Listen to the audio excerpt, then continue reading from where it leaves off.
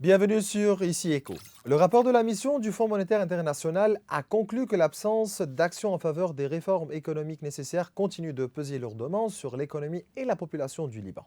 Les retombées négatives du conflit à Gaza et des combats à la frontière sud du Liban, ainsi que la crise des réfugiés, ont exacerbé l'incertitude et la situation économique et sociale déjà désastreuse. Le texte indique que même si des progrès ont été réalisés dans la réduction de l'inflation et la stabilisation du taux de change soutenue par la décision de la Banque du Liban de mettre fin au financement et aux subventions en devises ainsi que par l'élimination du déficit budgétaire, ces réformes restent insuffisantes pour la reprise. L'absence d'une stratégie crédible et financièrement viable pour le système bancaire continue d'entraver la croissance économique et la récupération des dépôts tout en favorisant une économie informelle du cash ainsi que des risques accrus d'activités illicites. La mission estime que les réformes économiques sont essentiellement pour une reprise forte et durable et pour attirer de nouveaux investissements et un soutien financier international.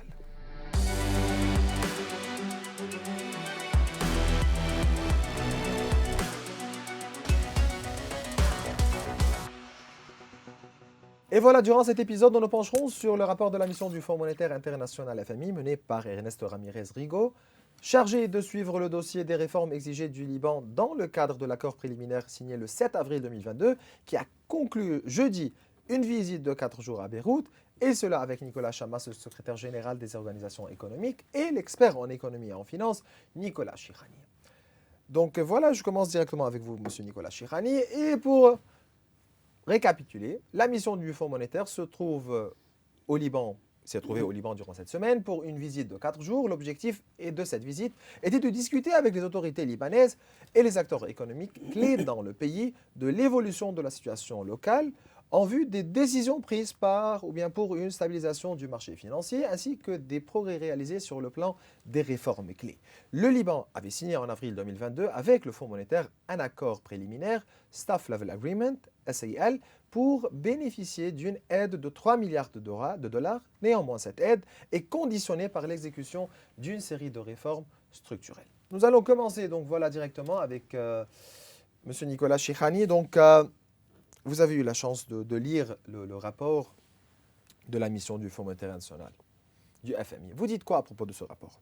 Avant tout, bonjour Maurice. Bonjour. Toujours un plaisir d'être avec vous et avec les téléspectateurs de Ici Beyrouth. Je pense que le FMI n'a pas encore compris la situation libanaise.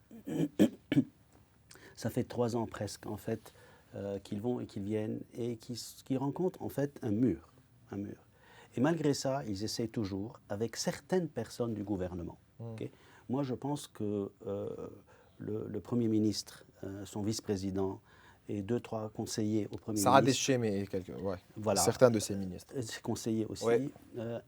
Veulent imposer au Liban une solution qui n'est pas de l'intérêt national. Et c'est ça le danger. Dire comment? C'est ça le danger, c'est ça le risque.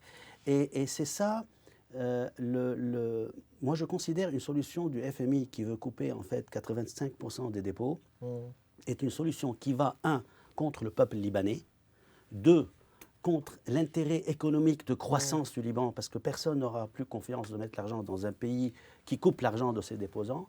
3, qui va détruire en fait la confiance dans le système économique. Et ce qu'on veut quand on construit une économie, c'est la confiance. Et quand on pousse vers une telle en fait, solution, on va contre l'intérêt national. Et donc ça peut être considéré comme une traîtrise, je vais à ce point, contre l'intérêt du pays. Élaborons directement la situation en ce qui concerne les dépôts. D'accord. Nous parlons aujourd'hui d'une solution qui n'est pas présentée par le Fonds monétaire, mais qui est soutenue par le Fonds monétaire. Exact. Qui a été présentée dans le plan de relance, qui a été préparé par le gouvernement. Tout à fait. Un plafond maximal de 100 000 dollars. Oui. Donc, vous dites quoi à propos des 100 000 dollars? C'est une honte de dire qu'on va faire une discrimination entre les petits déposants et les grands déposants. Moi, nous sommes dans un système économique libre qui a toujours respecté en fait la liberté de transactions financières et économiques d'après la constitution libanaise. Je rappelle au FMI que c'est dans la constitution libanaise. Et dans la constitution libanaise, dans son introduction, on ne fait pas de discrimination. Adel et Moussawet, équité et égalité. Donc à ce niveau-là, il est impossible, en fait, de faire une discrimination. Et même on parle de constitution ici, donc c'est la constitution qui est claire ici, donc égalité entre tous les citoyens. Et la constitution garantit, en fait, dans son article 15, en fait, la propriété privée. Donc, en plus de l'introduction, plus de l'article 15, il est impossible de couper l'argent des déposants comme ça, sans leur donner quelque chose en contrepartie égal à ce qu'ils ont été coupés, d'après la constitution, article 15. Aujourd'hui, pour résoudre le problème, le FMI propose une solution qu'ils appellent debt sustainability. C'est très vicieux. J'utilise des mots assez violents aujourd'hui. Vicieux parce qu'en fait, quand on parle de debt sustainability, il n'y a que les experts qui peut-être comprennent ce que ça veut dire.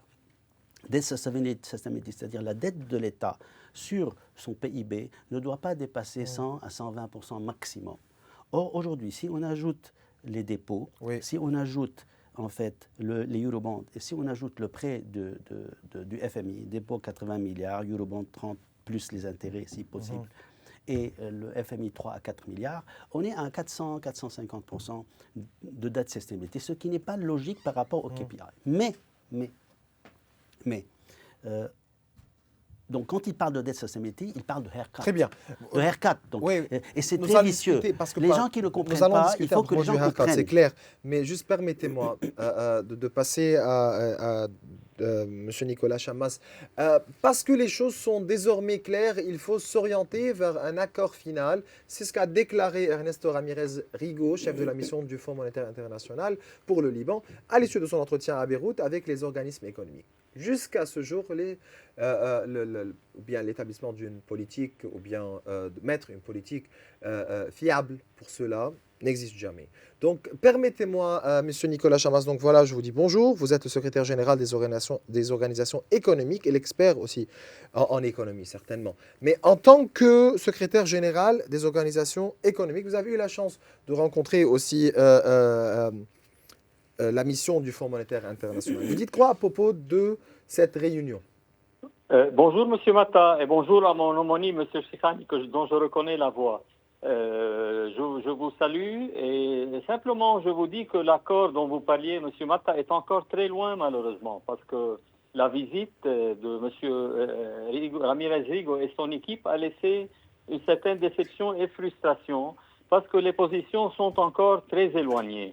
Il y a eu simplement un petit progrès de langage de sa part quand il a reconnu la responsabilité de l'État, mais pour dire dans le même souffle que l'État n'avait pas les moyens de rembourser. Donc nous lui avons dit, mais déjà reconnaissez cela formellement devant le monde entier, que l'État libanais est responsable de la débâcle financière, à charge pour nous ensuite de trouver des moyens de lui faire régler sa participation. Les principaux points, disons, de désaccord sont les suivants.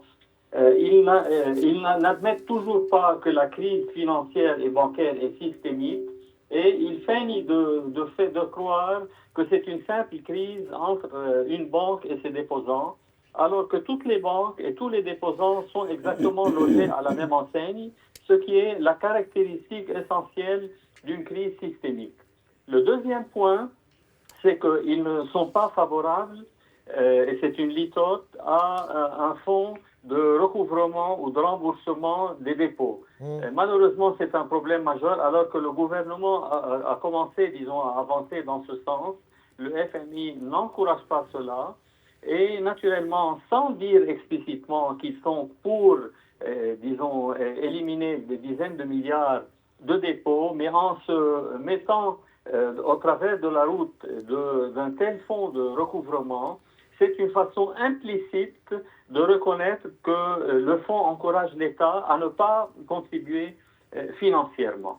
Et également, dans cette même veine, le fait qu'ils, par exemple, ne reconnaissent pas la question des dépôts éligibles, les qualifiés, non qualifiés, etc., veut dire qu'ils sont en train, d'une façon ou d'une autre, d'entraver le consensus national qui commence à faire jour ici au Liban entre le Parlement, les organismes économiques, les économistes, etc., et même les associations de déposants, sur ces questions-là, et même des questions qui sont d'ordre pratique. Par exemple, nous avons plaidé en faveur d'une loi qui protège les crédits en fraîche.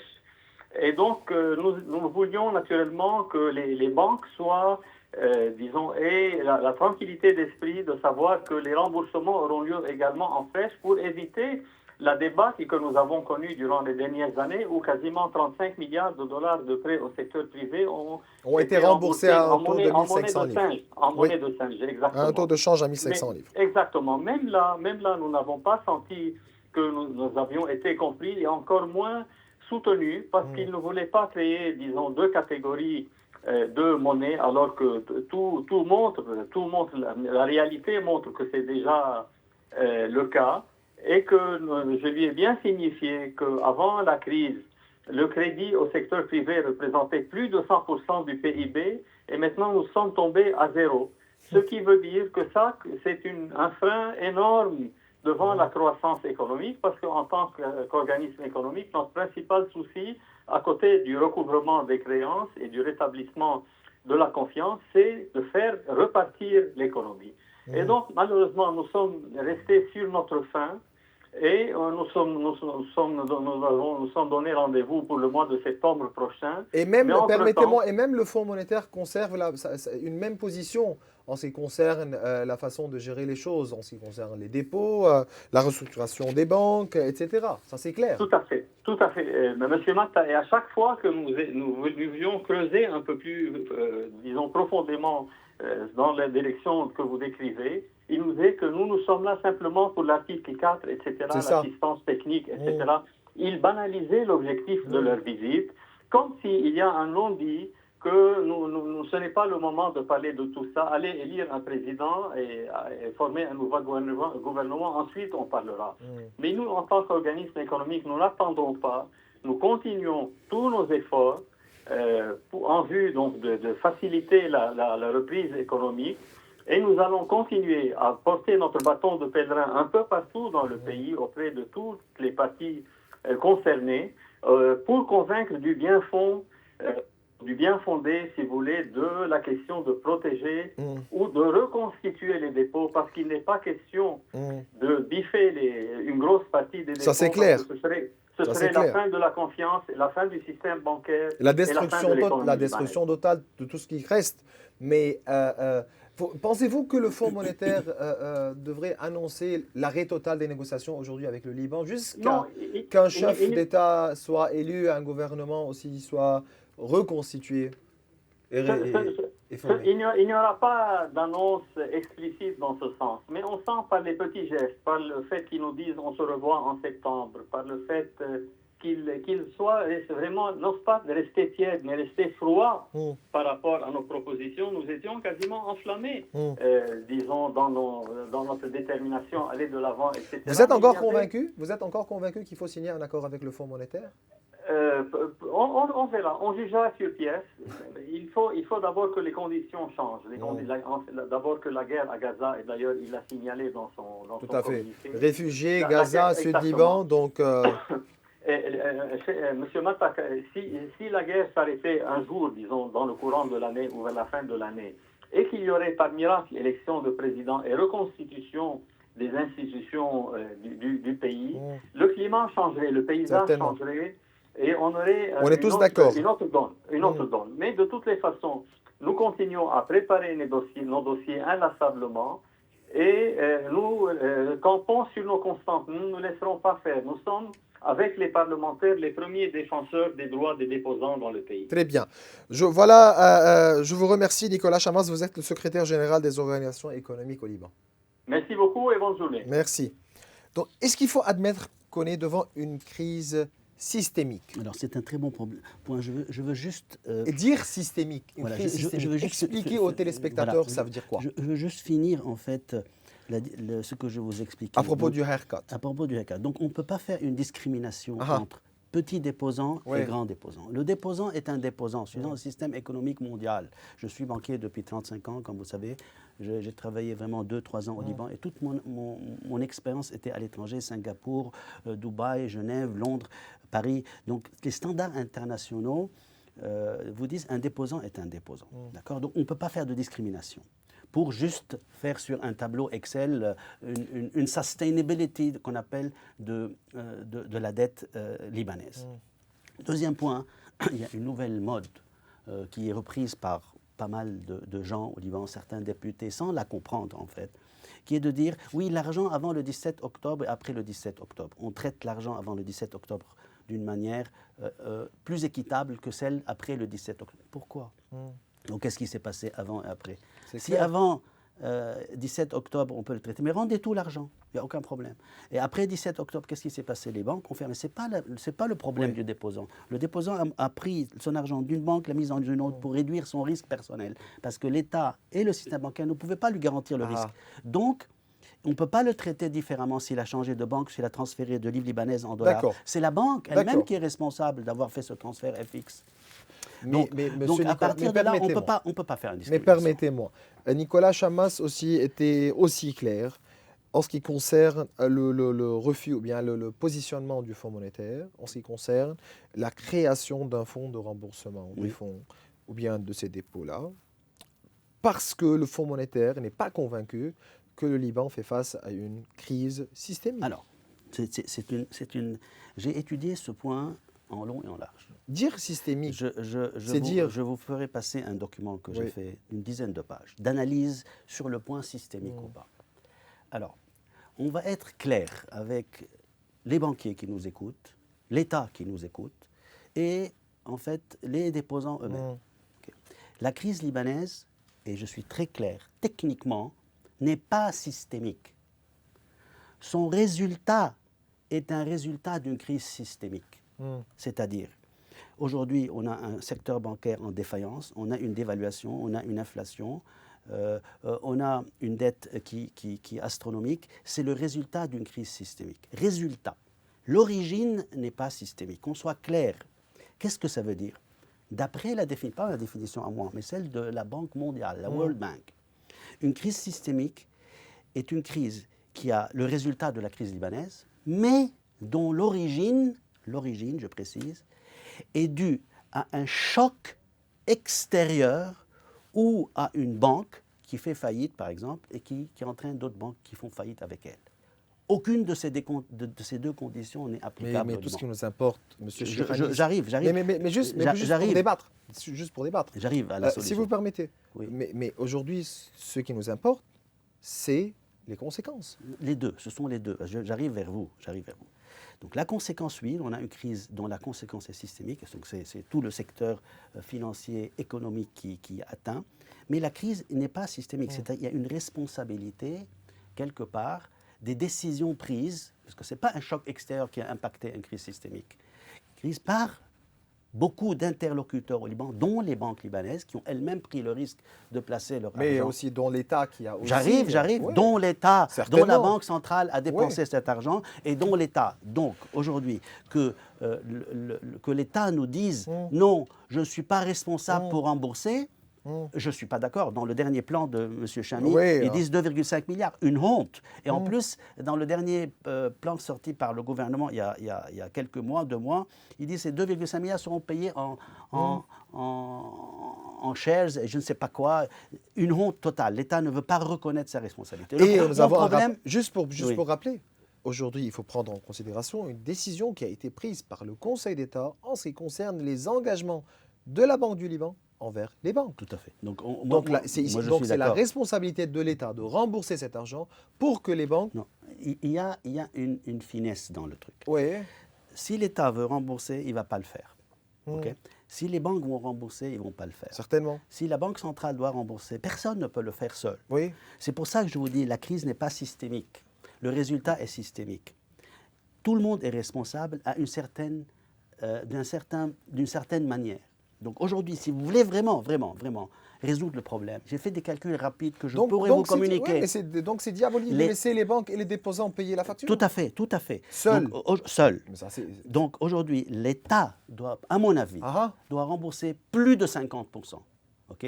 La Banque centrale, 25 à 30%, et les banques, 25 à 30%. S'ils acceptent de faire ça, je vous assure, et j'ai un plan, et je peux vous le fournir, et D'accord. j'ai les calculs, le système en entier va gagner. C'est un win-win-win au lieu d'un lose-lose-lose. L'État ne peut pas dire aussi, je ne vous rembourse rien, débrouillez-vous avec les déposants. Vous êtes banquier. C'est catastrophique. Expliquez-nous un peu l'idée des zéro coupon. Le zéro coupon, c'est une solution qui a été placée, qui est à très long terme. Oui. Toute solution qui est à À très 30 long ans, oui, on est à 25 ans, à 30 ans. Maurice, toute solution qui est... Un remboursement à zéro coupon. Expliquez-nous, ça se passe Je comment? ne vais pas rentrer dans ces détails techniques, le téléspectateur va être perdu. Je vous dis qu'une solution qui prend plus de 7 à 10 ans, qui est en moyen, N'est plus une solution. Parce qu'après plus de 10 ans, la valeur de l'argent, la dévaluation, on dévalue 5 à 10% par an, 5 à 7% par an, ça dépend des années. D'accord? Sur 10 ans, déjà, vous perdez 50%. Autant c'est dans ce cas-là que le consommateur ou le déposant récupère son argent en cash avec un haircut de 80 au lieu d'attendre 10 ans et mourir peut-être entre-temps. Si l'État, si C'est on ridicule. était, si on était devant un État ou bien un pays qui n'avait pas annoncé un défaut de paiement, est-ce que les solutions étaient moins lourdes Certainement, parce que déjà, ou bien moins coûteuses? il y a eu plusieurs erreurs fondamentales. L'État a fait un défaut sur les Eurobonds en début mars 2020, d'accord, qui est une catastrophe parce que ça a dégradé le pays dans sa classification internationale et ça a mené à une perte de confiance supplémentaire qui a détruit la valeur de la livre libanaise. Vous avez remarqué, depuis, la livre libanaise a commencé à dévaluer. Et 3, la Banque centrale a dépensé 20 milliards. Vous imaginez si vous aviez 20 milliards dans vos caisses aujourd'hui. La Banque centrale turque a 9 ou 10 milliards, on m'avait dit il y a quelques temps, et elle gère l'économie turque. On avait 37 milliards en fait avant. On a fait un défaut à 34 milliards de dollars. On aurait pu prendre 3 milliards, payer ses intérêts et prendre le temps qu'il faut pendant un an pour restructurer la dette du Eurobond sur 30 ans à 1%. Donc on devait payer. Bien sûr qu'on devait payer. On n'aurait pas dû faire un défaut. On Parce avait que- de l'argent. Parce que je me rappelle très bien, le gouvernement de Hassan Diab est sorti dire non, cet argent, on ne doit pas payer cet argent, on doit donner cet argent comme subvention aux Libanais. C'est une erreur impardonnable du gouvernement de Hassan Diab, des gens qui l'ont conseillé et qui en ont profité peut-être, on va pas Ils rentrer sont dans les aujourd'hui. détails. Ils sont Ils plus sont dans le pays. aujourd'hui. Ok. Et certaines associations, Oui. d'accord, qu'on ne va pas citer. Les fameux conseillers. Hein. Et les associations, gouvernement. qui jusqu'à maintenant se battent, Mmh. ok, et contre qui on se bat, Mmh. d'accord, qui ont poussé vers le défaut. Vous les connaissez et beaucoup de téléspectateurs ont le défaut. C'est une honte. Mais ils ont profité de ça. Tout le monde a profité de Ils ça. ont profité. Sauf le peuple libanais. Ouais. Sauf les gens qui avaient des livres libanaises qui ont tout perdu avec la dévaluation. Dire profiter d'un défaut de paiement, ça se fait comment? Alors, je vais vous dire une chose, hein, qu'on soit clair aussi, je suis banquier. Oui. Ok, et je suis certifié CMA, Capital Market Authority, en Arabie Saoudite. Je connais les règles, d'accord. Aujourd'hui, quand on profite, ok, on fait ce qu'on appelle d'une connaissance d'un défaut.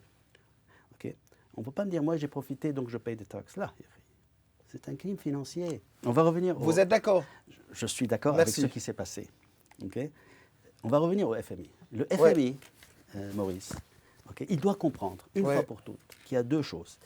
Qu'il y a ce qu'on appelle les réformes administratives. Il faut qu'il audite les 17 banques. Pourquoi il n'a pas demandé d'auditer? Il s'est rencontré avec 5 plus grandes banques qui ont essayé de faire un deal, side deal avec lui. D'accord? Et les autres banques, hein, ils les mettent à la poubelle. Un side deal. Side deal, oui. Vous avez entendu ce qui s'est passé. Hein, et ils sont là, hein, vous les connaissez. Avec les 100 000. Jusqu'aux 100 000 $. Hein. Pourquoi? Pour sortir de jeu, il y a nos banques des banques Med, BLF, Blom et Biblos, c'est ce qu'on m'a dit. Hein. Je ne suis pas sûr des noms, mais c'est ce qu'on m'a dit. No, too big to fail. Ma fiche, c'est too big to fail. Okay? C'est la crise de 2008 nous l'a montré, la crise de Chypre nous a montré. Avec Lehman Brothers, la crise de SVP nous a montré. Mais Lehman Brothers est sorti dire too big to fail. Farato. Ouais. Ok, on va pas. Donc aujourd'hui, la FIM doit comprendre qu'il y a des réformes administratives qu'il faut qu'ils poursuivent. Les 17 banques, l'audit des 17 banques, le secret bancaire, la restructuration et les réformes administratives. Oh, il les a oubliés, il veut juste les 100 000 $. Deuxième chose, donc là, on est avec cette partie du FMI, nous. Parce que si on n'audite pas les 17 banques, on ne peut pas réformer le secteur, on ne peut pas le restructurer, on ne peut pas sortir de la cash économie. C'est un système. Deuxième chose, la partie économique. Il faut qu'ils comprennent, une fois pour toutes, qu'il n'y aura aucun député, s'il m'écoute, ce serait bien, qui va signer un haircut sur ses déposants. Parce qu'il va être réélu dans 2 ans. Certainement. Aucun député. Pas peut-être. Alors, et j'espère qu'ils ne le font pas pour ne pas être élus, pour l'intérêt national. Et il va être exécuté moralement. Et si certains vont le faire, c'est qu'ils ont des intérêts, soit politiques, soit financiers, soit personnels dans l'équation. Et ce que je ne souhaite pas, parce qu'ils seront pointés du doigt. D'accord? Donc aujourd'hui, il faut qu'ils comprennent que le haircut ne fonctionne pas. Il faut un fonds de recouvrement des dépôts. Il faut une restructuration du secteur bancaire avec une good bank, bad bank générale. Pas à chaque banque fait le truc de son côté pour pouvoir se relancer. Pour l'intérêt de tous, pas pour l'intérêt du déposant, pour l'intérêt du déposant, de l'économie, des banques, de l'État. Il faut que tous mettent la main sur la poche. Et on peut le faire. Aujourd'hui, la quantité des dépôts était de 135 milliards, elle est de 88. Il est faisable. L'équation est faisable. Surtout si on sort tout ce qui est argent illicite. D'accord? Donc, il y a l'argent illicite, al-amwal al-mashrou'a ou al-ghayr mashrou'a. D'accord?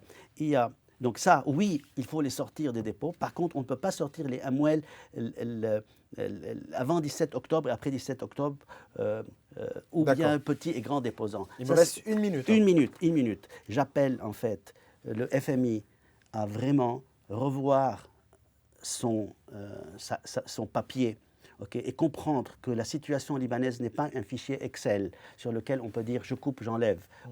La vie de 1 500 000 déposants en dépend, la confiance et la croissance aussi. Mais il faut dire ça au gouvernement.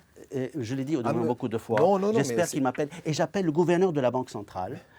De lancer la restructuration du secteur bancaire et d'oser le faire. Il ne faut pas dire Raza, on a un problème à Raza, on ne peut plus fonctionner. On a un pays à gérer. L'exécutif, ce n'est pas le Fonds monétaire. L'exécutif, c'est M. Najib Miat et le Sarah secteur Deschem bancaire, c'est le gouverneur. Les réformes, c'est le Parlement. Ouais. D'accord? Donc, moi, j'appelle les deux à se mettre sur la table avec les banques pour restructurer. Enough is enough. We are going to lose the country.